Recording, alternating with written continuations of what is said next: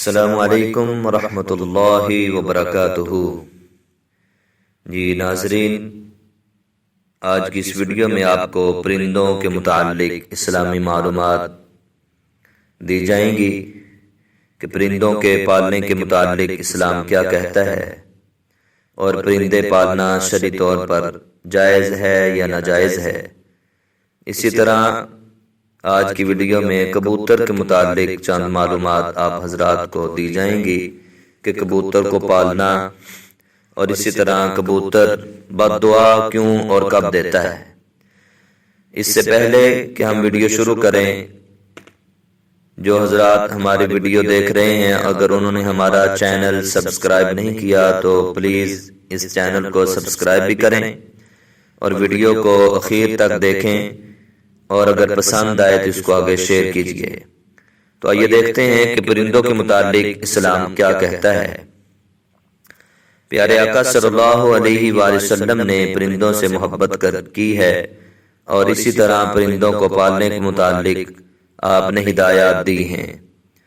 پرندے ایک ایسے مخلوق ہے کہ اس سے آٹومیٹک انسان کو محبت ہو جاتی ہے، خاص طور پر کبوتر کہ جو گھروں کے اندر اسی لیے پالا جاتا ہے کہ اس کی محبت دل میں آ جاتی ہے اور یہ دل کو اچھا لگتا ہے، دل کو بھا جاتا ہے، انسان اس سے پیار کرتا ہے۔ اور روایات میں یوں بھی آتا ہے کہ حضرت نوح علیہ السلام نے کبوتر کو دعا بھی دی ہے۔ روایات میں یوں آتا ہے کہ حضرت نوح علیہ السلام نے جب کشتی تیار کی اور مسلمانوں کو اس کے اندر سوار کر لیا اور اسی طرح ہر جانور کے جوڑے اس کشتی کے اندر سوار کیے جس کے اندر پرندے بھی تھے۔ جب کشتی چلتی چلتی جودی پہاڑ کے ساتھ لگ گئی تو حضرت نوح علیہ السلام نے کوے کو بلایا اور اسے حکم دیا کہ جاؤ زمین پر اور جا کر پتہ کرو کہ کون سی جگہ خشک ہے تاکہ ہم وہاں پر اتریں۔ کوا چلا گیا لیکن وہ مردار کھانے میں لگ گیا، اس نے کوئی پرواہ نہیں کی اور نہ ہی واپس آیا اور بہت دیر لگا دی۔ اسی لیے کوے کے متعلق یہ حکایت مشہور ہے کہ کوے کے جتنی دیر لگا دینا۔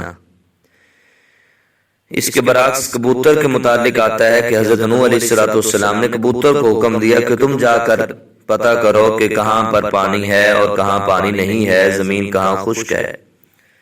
کبوتر نے حضرت نوح علیہ السلام کی بات کو مانا اور جا کر دیکھا جہاں زمین خشک تھی اور تھوڑی تھوڑی تری باقی تھی، وہاں جا کر کبوتر نیچے بیٹھا تو اس کے پنجوں کے ساتھ وہ مٹی لگ گئی، گیلی سی جو تھوڑی تھوڑی گیلی تھی وہ مٹی لگی تو وہ واپس آیا۔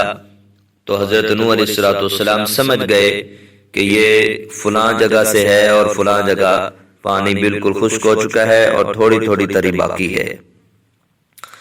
کبوتر کے متعلق یہ بھی ہمیں ملتا ہے کہ کبوتر جس گھر کے اندر ہوتا ہے وہاں پر اللہ کی رحمت اترتی ہے، اور جس گھر کے اندر کبوتر ہوتے ہیں وہاں جادو نہیں چلتا۔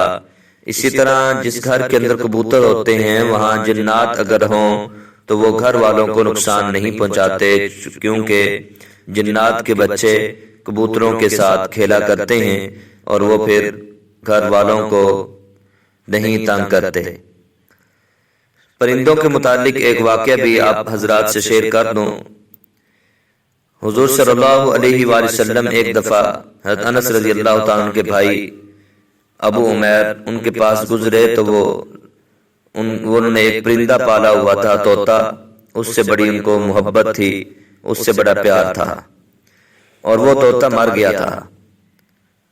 تو وہ بچہ ابو عمیر بہت زیادہ رنجیدہ تھے، غمزدہ تھے۔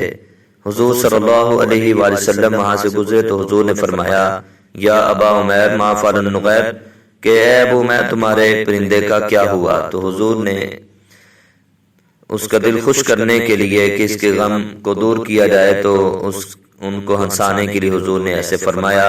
تو اس سے پتہ چلتا ہے کہ پرندوں کو پالنا جائز ہے، اس کے اندر کوئی حرج نہیں ہے اگر پرندوں کی ضروریات کا خیال رکھا جائے، ان کے ساتھ زیادتی نہ کی جائے۔ تو آئیے کبوتر کے متعلق آپ کو حضرات کو بتاتے ہیں کہ کبوتر بد دعا کیوں دیتا ہے۔ کبوتر کو پالنا تو جائز ہے، لیکن کبوتر کے اوپر ظلم کرنا یا اس کو دانہ وغیرہ نہ ڈالنا، اسی طرح کبوتر کے ساتھ زیادتی یہ بھی ہے کہ کبوتر بازی کی جائے اور کبوتر کو بلا وجہ ٹیکا لگا کر نشے کی چیز دے کر اسے اڑایا جائے اور اسے تنگ اور پریشان کیا جائے تو کبوتر تنگ آ کر پھر بد دعا بھی دیا کرتا ہے۔ اللہ ہم سب کو پرندوں کی دعا لینے کی توفیق عطا فرمائے اور پرندوں کی بد دعا سے بچائے۔ اس ویڈیو کو سنیے اور آگے شیئر کیجیے تاکہ دوسرے لوگوں کو بھی پرندوں کے متعلق شرعی معلومات مل جائیں۔